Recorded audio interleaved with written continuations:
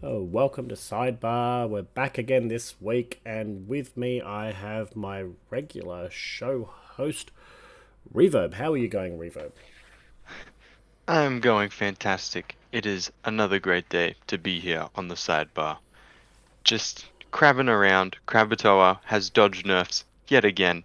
Just a great week all around. And also with me is not Yo Daddy, it's Gimme Lamp. Should we give him the lamp? We'll be taking this now. It's Cobalt Way. Welcome, Gimme Lamp. Uh, Great to have you on.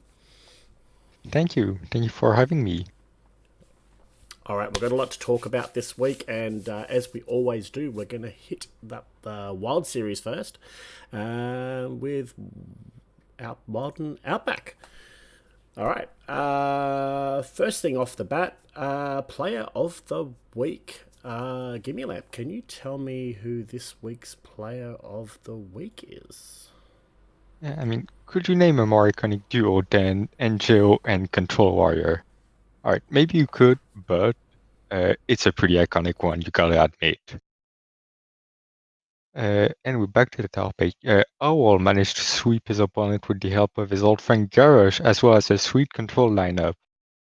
The 4 points he gained with his old reliable archetype helps out with the World Shaker in second place, behind the other Shakers.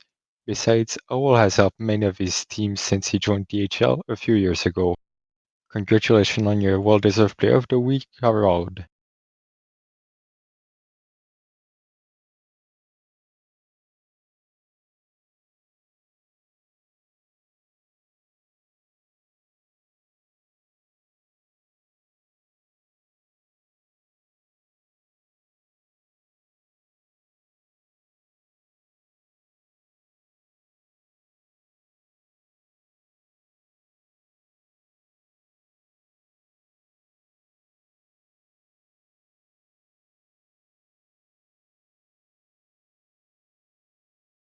Well, And I'm I seeing a was sorry, Dr. and I Bat. was muted then. So yes, I was muted.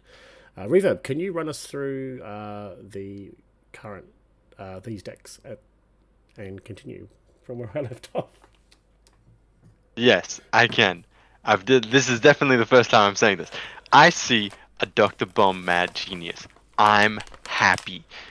This I do not know how good this is because a lot of people always are the control warrior preachers. But if it always just pops up somewhere and it always wins, it's gonna be good. Other than that, we have a disgusting looking druid deck because all of them are. Um, Mech Mage, which that does its thing, sharks around, pew pew pew, Dex is dead, and then something that is horrifying, Mind Lock. Fantastic. They're back. Um, really, that mostly decks that I've seen around before, um, coming back, which is good. It means we're not in Druid annoying turbo format. Um, next week, if you're listening, nice Jushao, bring a rogue deck. That's all I'm saying. But other than that, I think all of these are fairly decent. I've seen them around. They put up good results. They mostly win games. Let's go Garrosh. All right, Lamp. This is the lineup you'll be recommending your team bring this week. Yeah, just with a bit more talk waggle. I'm sure we can throw at least one Togwagger list in there somewhere. It's still playable, surely. Yeah, especially, like, totally doesn't exist. If you don't see it, it doesn't exist. I've seen a few of the wild brings, and yeah, that card doesn't exist a lot of weeks. So definitely recommend a bit of Togwaggle if you're not looking at bringing these four lists. All right, moving along, we've got three matches played this week in Wild Series, and we're going to cover off F2L Viridian against Worgen Greases. Now, F2L Viridian had been sitting a little bit lower in the table, but they came back in force this week and gave a bit of a walloping to the Worgen Greases. Reverb, do you want to take us through the matches here? Yeah, it is pretty convincing, as you alluded to. Marty B with a 3-2 over Stazzery, Memnarch with a 3-1 over Kina, Lazan with a 3-0 over War Fariner, KVLT with a 3-2 over Hudak, and Otters with a 3-2 over Agades. Some 3-2s, some are close, but at the end of the day, if you unfortunately cannot manage to get a single one of the games, the twos don't matter too much. Um, just good stuff from F2L. You can see they are all on the Shaman. Seems quite strong there, and Questline Druid absolutely everywhere throughout all these, so it's still pretty good. Lazan did not bring Beast Hunter. It is instead a deck brought by Memnarch and Otters, blowing my mind. I swear, Lazan always has priest Beast Hunter, so you know it is what it is. But yeah, F2L too strong. They do have the good players, and I guess it shows. Yeah, I was surprised not to see Beast Hunter in Lasagna's lineup, but yeah, he still won 3-0. Doesn't need to have the Hunter there. Make it a little bit more unpredictable. So, Lamp, did you have anything to add to the decks that we can see here and the result of this match? Uh, well, I'm happy that Warfarer brought Frog Shaman. I'm always a fan of that deck. Unfortunately, it doesn't seem to have managed to win a game, but just happy to see it. Yeah, I think it's time we brought back the spell damage totem. Please, What that if would be we just so revert fun. Rektar instead? You could unnerf Drekthar. That would definitely bring Frog Shaman back into the meta. It's still playable now, but like when we had Drekthar, that was a really, really strong deck. I remember watching 3E play it on stream a lot, and he was killing it. So yeah. The table's there. Did you want to run us through Lamp? Did you want us to run us through the standings for Wild Series? Sure. So in first place, we have Shaker Symphony with an 89-point total and a 5-0 record. I think they're pretty much safe for the playoffs. In second place, it's a bit closer with the rest. It's World Shakers with 69 points and a 3-1 record. Also a very strong performance. Next is F12 Viridian with a 61-point record and a 2-2. Then it's Anoyo Punk Music with 60 points, just 1 point behind F12, so the race is pretty close with a 2-win, 1 loss, 1 tie. Then it's Wild DHL Fanatics with 56 points, also very close, and a 1-4 record. Then we have Alpha's playing Minecraft with a 53 points and a 1 win, 2 losses, 1 tie record. And last we have Working Greasers with 38 points and a 0-4 record. Yeah, so we've got four of the seven teams will be making playoffs. We've got 2 rounds to go. Shaker Symphony, as we can see there, have got the bye this week, but they look pretty much they're pretty much cemented into the playoff picture, as you mentioned. The other team with the bye is Wild THL Fanatics, so they might struggle to make it. They're probably going to need a really, really strong week this week because they need to outscore either APM or F2L over 1 week when they've got 2 weeks to play. So it might be a bit tough for them. So it's probably going to come down to Alpha's playing Minecraft if they can get into the playoffs ahead of either Anoya Punk Music, F12 Radiant, or maybe even World Shakers if they don't manage to win one of their last 2 games. But yeah, it's definitely some spots up for grabs. So best of luck to all teams going into the last 2 rounds. And the last thing we want to do for Wild is we want to look at the Wild PPR after round 5. So, Reverb, I'll get you to talk through the Where I'll find them. The honorable mentions. Can you talk us through the honorable mentions? Yes, I certainly can. For the Wild Series player power rankings, we have 5 honorable mentions. We have KVLT, who was in the match we just featured, with a 1-1, 4 wins, 5 loss record. Slight, who is 2-2, with 9 wins, 7 losses. Maxibon, 1-2-3-4, 2-2 as well, 10 wins, 7 losses. M likes blue, 2-2 as well, 10 wins, 9 losses. Reno Jackson with 3-1, with 9 wins and 5 losses. All right, and for the top 10, Lamp, I'll get you to talk me through our top 10 in Wild after round 5.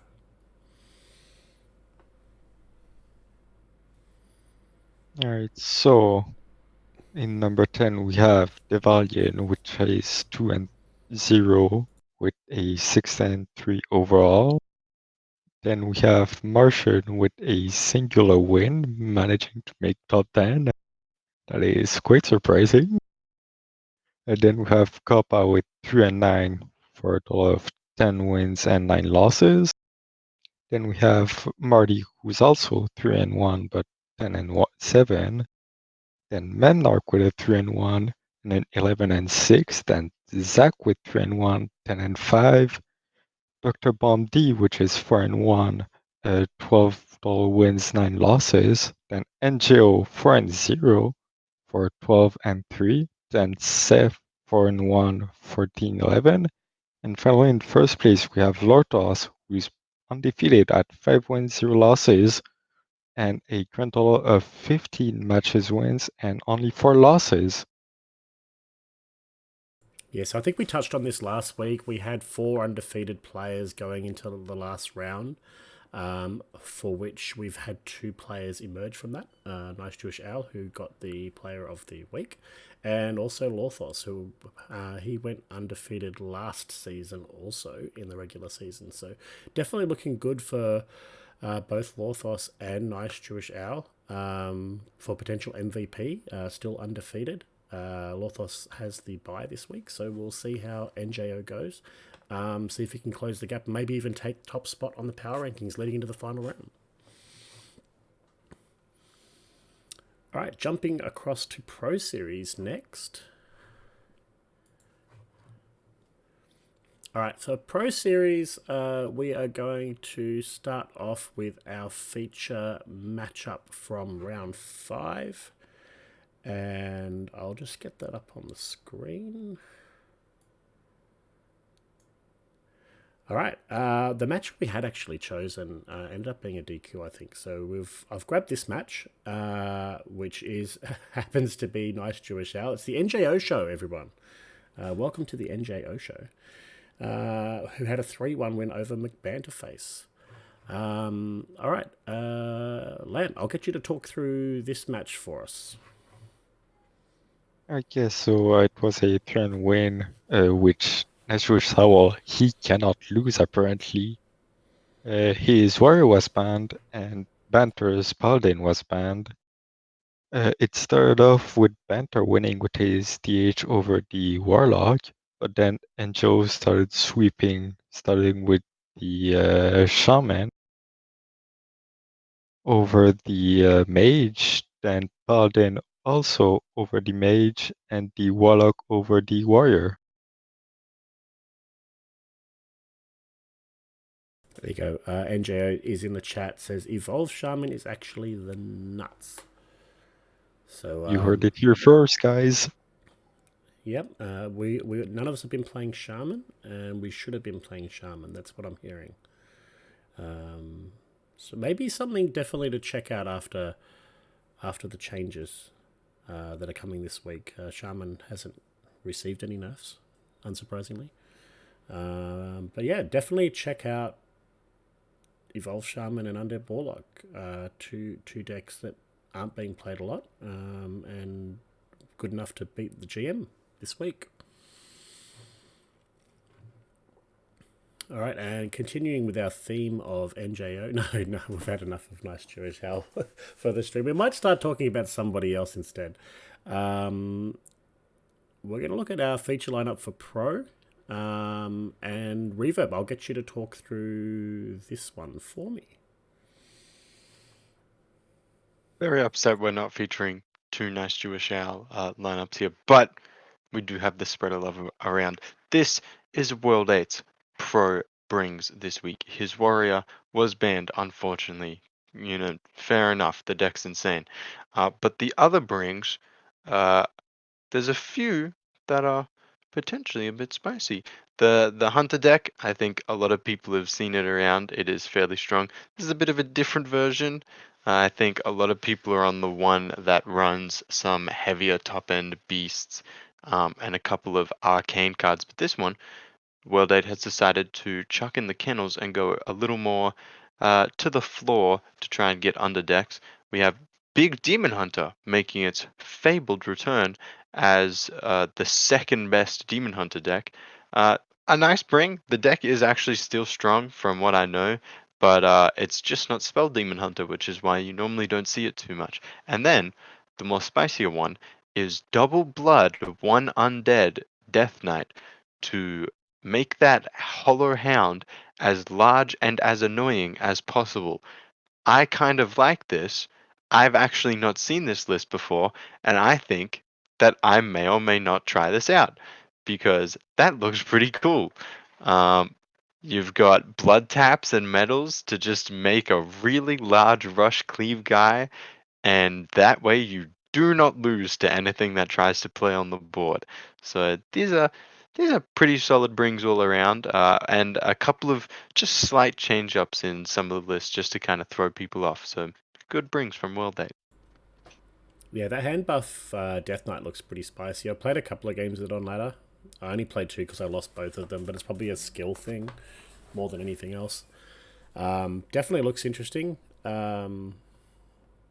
Something different to what everyone else has been playing, which is good. And as was noted by Geranium in chat, the Castle Kennels means that you can buff your Hollow Hound to 5 attack when you drop it on turn 6 with the buff.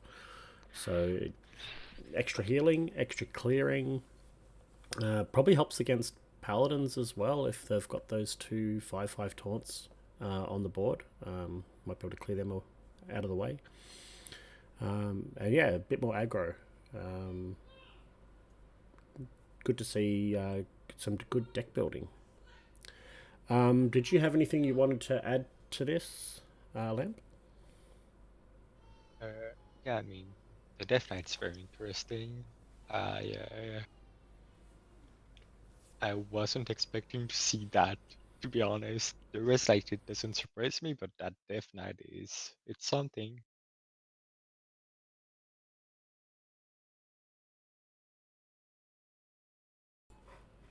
All right, moving along. Next for Pro Series, we are going to look at the standings. Well, we can do that now because we're following Earth Center. We're not stealing their spotlight. They've already had their show last night. So let's take a look at the Pro standings and let's see if we can make some spicy predictions for which teams we think are going to make playoffs this season. I'll start with you, Reverb.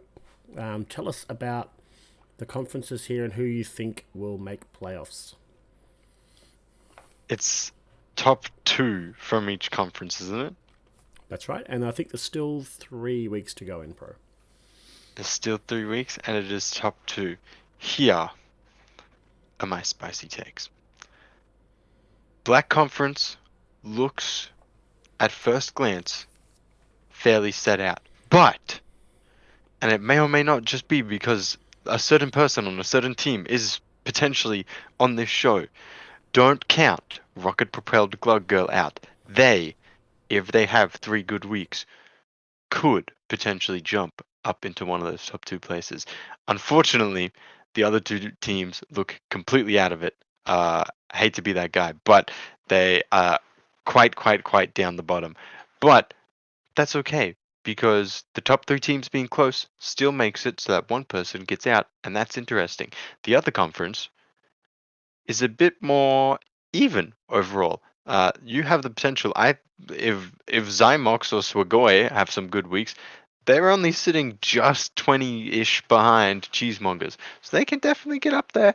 They're only 10 behind F3L as well, so they can definitely get into the second seed.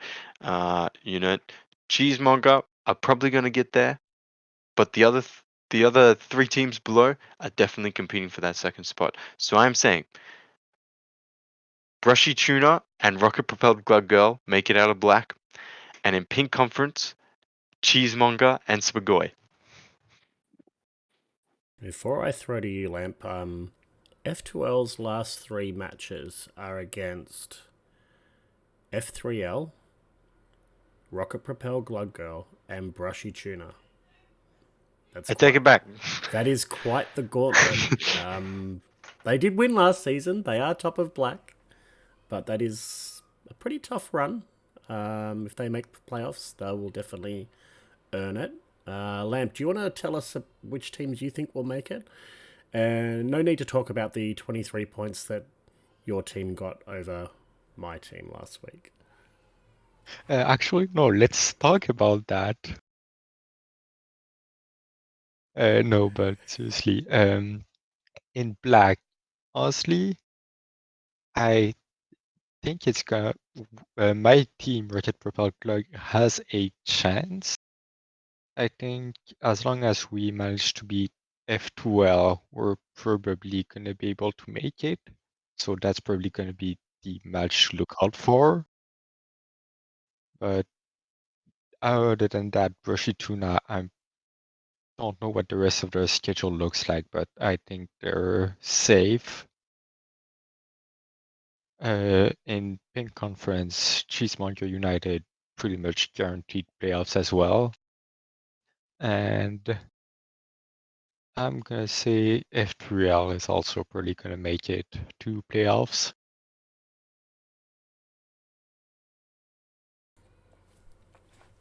Yeah, it was looking settled before last week, and then quite a few of the teams that were a bit lower won, and the teams that were sitting in the top spots lost. Most of them. So anything can happen. 3 weeks to go. Some new cards, new changes to some cards this week. New meta. You just don't know. Best of luck to all teams in making playoffs. It'll be interesting to see where it settles once it's done. I probably guessing that my team's not going to make it. So what best we can do is try and play spoiler from here on in, I think. All right, from Pro Series, I think that's all we had to cover with Pro this week. We usually had been covering off archetypes and everything, but with the changes to cards this week, I've left that out for each of the series. But what I have done is we've added a game show this week. So let's jump into that. All right, very quick. I've got a bit of a little image from three different cards. And what I need you to do, Reverb or Lamp, is tell me whose nuts are these? That's right, whose nuts are these? And the first one here, whose nuts are these? Jump in whenever you want. You can. Oh, I'll even let you look in collection if you want to go onto the site. You can look in oh, I know collection. exactly which one that Quick, is. jump in, jump in. If you know what it is, It's the guy from Boomsday. That's all I remember. Mulch Never Muncher. been Mulch more Muncher. bewildered in my life. Correct, Mulch Muncher. Wonder Lamp. The hippo? That was started with that one. It's a little green thing. Might have made it a bit easier, but yeah. Mulch Muncher. 9 mana, 8/8 rush, costs 1 less for each friendly Treant that died this game. We are so close to having a Treant archetype in Wild. We just need like 5 or 6 more cards. I mean, I And made an Excel on questline 3 and threw it once. It didn't go well, but it exists. Yep. All right. Let's move along to the next one. Can you tell me whose nuts are these? Yeah, the spy tank. Easy. Spy takes that. Sounds like someone plays a lot of arena. Never. I'm Or never. We. yep, Spider Tank, 3 mana, 3/4. Just really good stats there. Not much more to say about it. Solid card. And for our last one, so that's 1-1. 1-1. All right, see who can get in. This is for bragging rights. Whose nuts are these?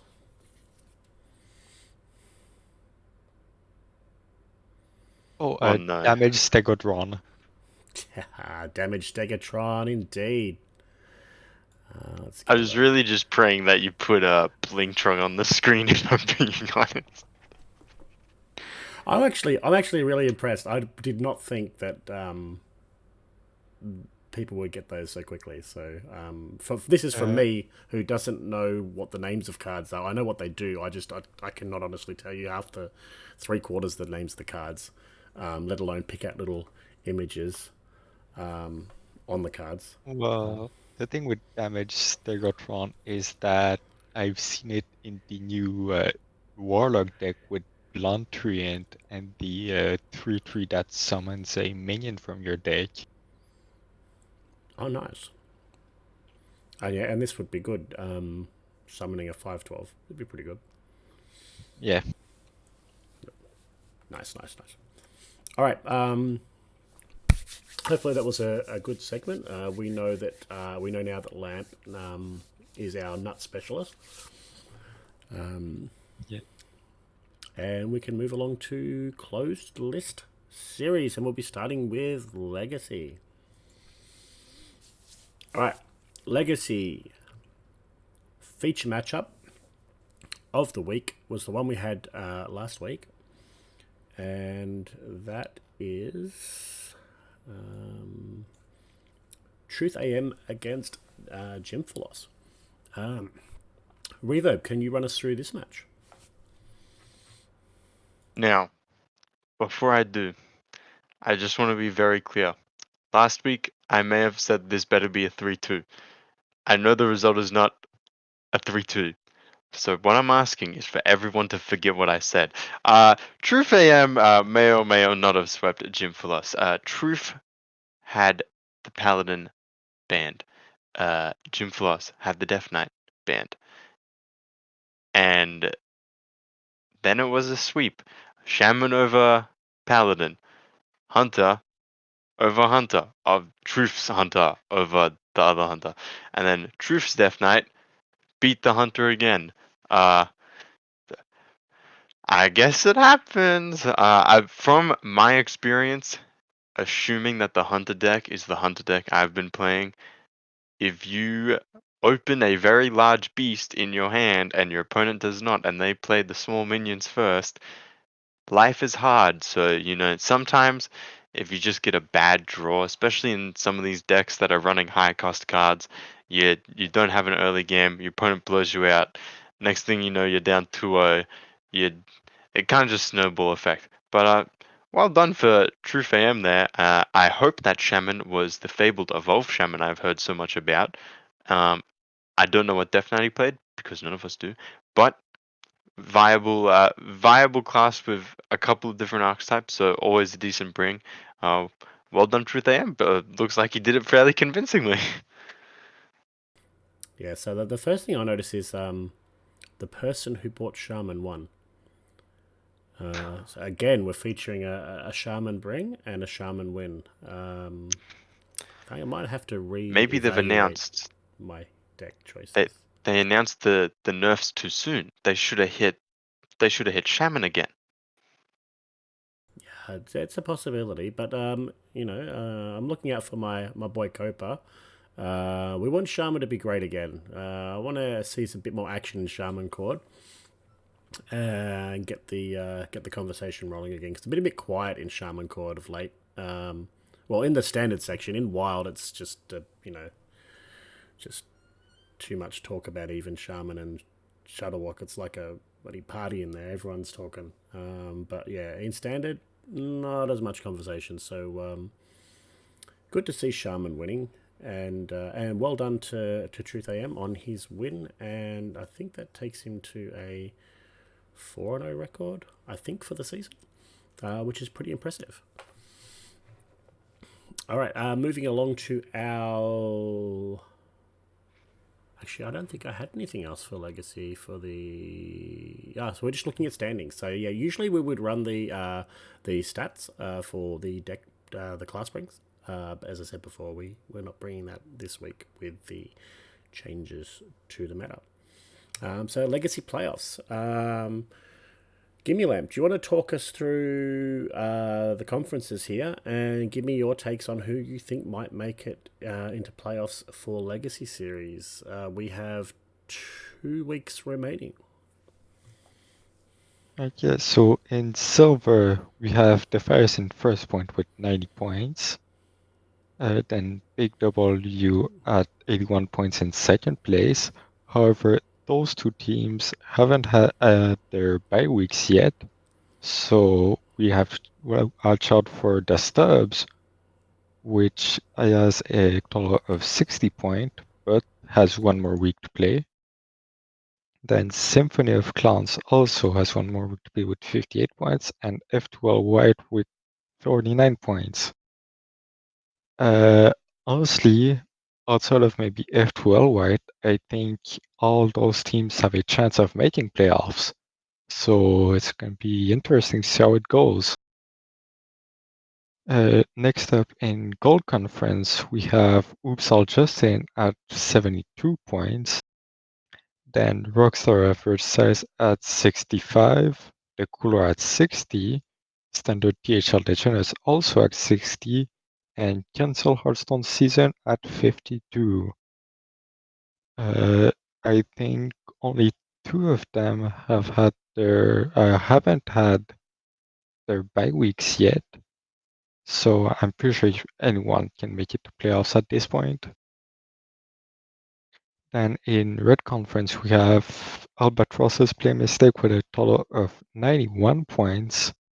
Then Season 24 5v5 Legacy Clown Contestar at 74 points. I'm never saying that team's name again. Then E.T. Cthulhu at 55, Another Political Manifesto at 46, and That Legend at 38.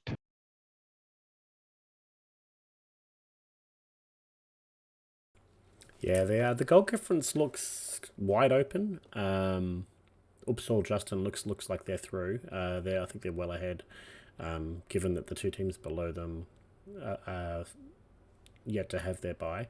So they're at 18 points per week. But then the other conferences, there's a bit of a gap. Silver Conference with the top 2 teams needing their bye. The Stubbs and Symphony of Clowns can probably still catch up. Might come down to how they go with this week's match.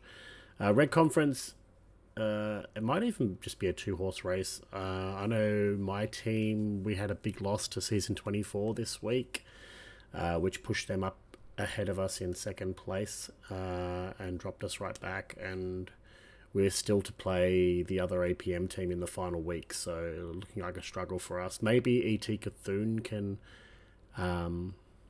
try and catch Season 24, but Red Conference is looking a little more decided than the other conferences. Reverb, did you have anything you wanted to add? I think you summed it up pretty well with who's getting through and who's getting not. ETC are probably definitely the best chance in that conference to cause an upset. But will be fun to watch how Gold unfolds, considering they are all very, very close in points. Oopsal Justin do look kind of in the clear, but you never know. Sometimes you have a bad week post nerfs when it changes the meta on you, so will be fun watch over in that conference. Yeah, in Red Conference, ET is playing APM, so the Anoya Political Manifesto, and then Dad Legend. So they're playing the two teams down the bottom. And Season 24 are playing against Dad Legend this week, and then they have the bye. So if you look at it that way, ET, if they do the same as Season 24 against Dad Legend, like get the same points, they just need to score 20 points against. If they can score 20 points this week against my team, then that'll push them up to where Season 24 is. And going into the last round, which Dronium did mention, Season 24 has the bye in the last round, so ET will know what their target is. If they can still make it, they'll know exactly how many points they'll need because Season 24 will be sitting back and watching. Alrighty, moving along from Legacy series, we've got Hero series. And our matchup of the week for Hero series was. Let me look. Ron Mexico and Chewy. Lamb, did you want to talk through this match for us? Sure. So it was the battle of the one seeds. Ron Mexico got a 3-1 win over Chewy, with both of them banning the Paladin. It started off with Ron's Hunter beating Chewy's Hunter, and Chewy managed to come back with the Warrior win over the Hunter. Then Ron's Warrior beat Chewy's Warrior, and then Ron's Warrior beat Chewy's DH. So overall, a fairly close game since two of the matches were mirrors.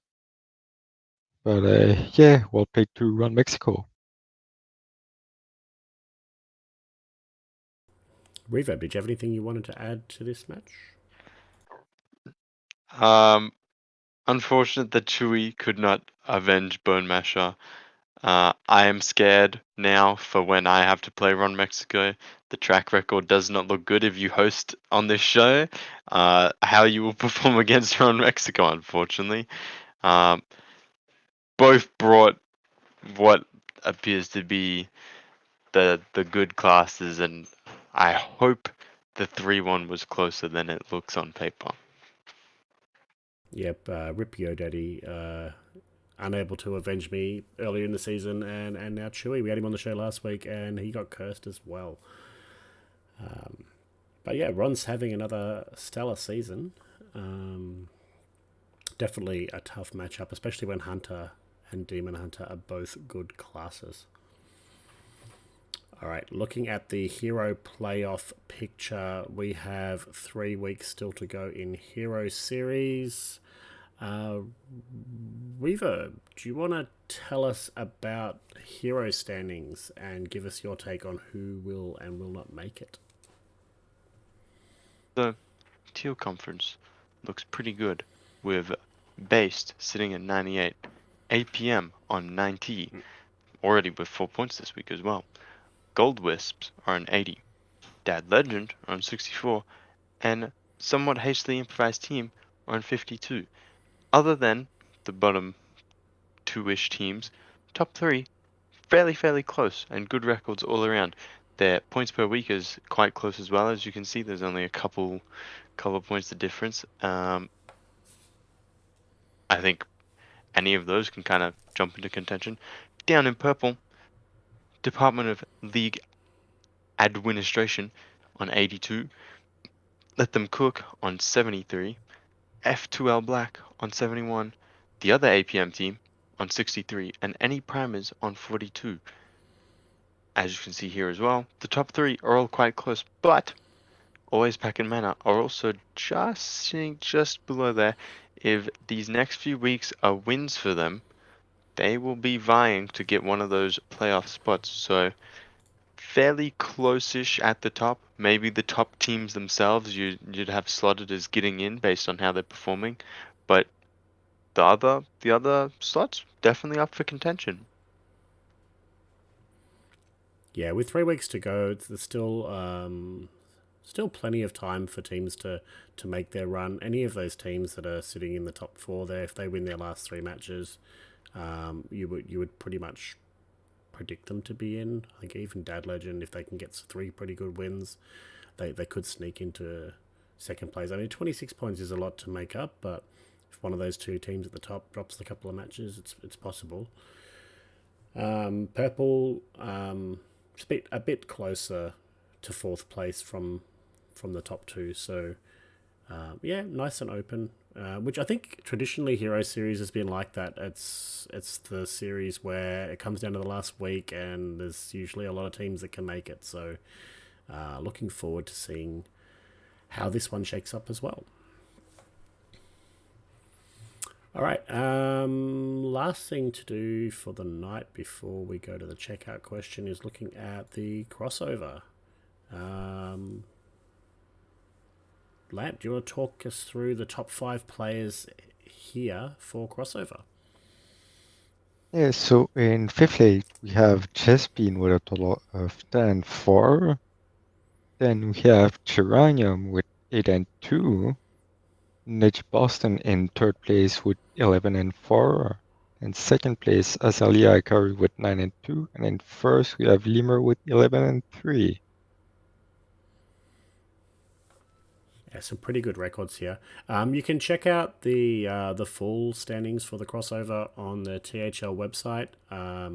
The crossover award is based off of PAR. When I put the 5 on the show here, I'm just listing it in win loss records. So PAR is a little different to this, but this sort of gives you a guide of who are the winningest players across the different series, who's sort of dominating the THL landscape at the moment. So if your name appears on here, congratulations, having a great season, and I hope that form continues. Unless you're just been, because I'm playing him in one of the series this week, so hope you win in the other series this week, Jess. Okay, heading to the checkout question for the end of the show. What decks look good after the changes this week? And I will start with Lamp. Lamp, tell me, what deck should I play? I'm playing Pro and Hero and Legacy after the nerfs, after the buffs. What should I be playing? I was gonna say Control Priest, but please don't bring it. I don't want to face it. Other than that, Big Beast Hunter is probably still gonna be pretty good. And Rage Warrior also.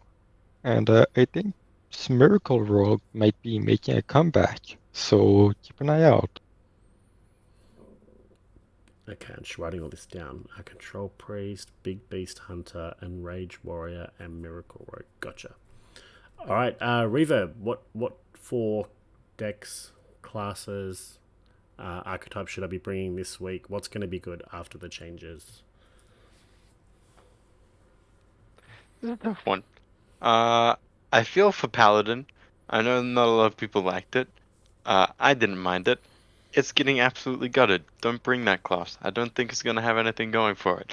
You would like to think the Spheno nerf to Demon Hunter means the only Demon Hunter deck that's gonna live past this will be Big Demon. The other thing is that Death Knight isn't awful and is, it's been up there, got hit down, got hit with nerfs, and now everything else that's above it is getting hit with nerfs. So does Death Knight just become the best thing again? Well, they'd had a pretty spicy list that looked pretty cool that doesn't seem to be getting hit by any changes on here.